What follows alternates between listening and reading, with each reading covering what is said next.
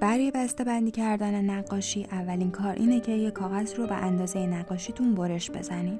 هم میتونید از کاغذ کالک استفاده کنین و هم میتونید مثل من از کاغذ معمولی استفاده کنین. بعدشون رو بذارین توی کاور پلاستیکی که ترجیحاً سایز نقاشیتون باشه. مرحله بعد نقاشی رو بذارین بین 2 تا لایه فوم بورد که میتونید از فروشگاه‌های لوازم التحریر تهیهش کنین.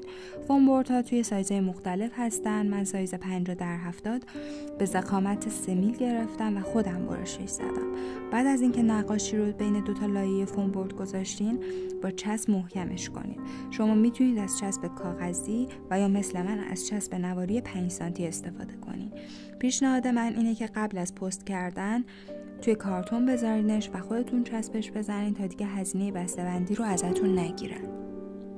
من سعی میکنم کنار نقاشی دست نوشتن برای مشتری بذارم تا نسبت به نقاشی حس بهتری داشته باشه و در نهایت میتونید نقاشی رو به سلیقه خودتون کادو پیچش کنید.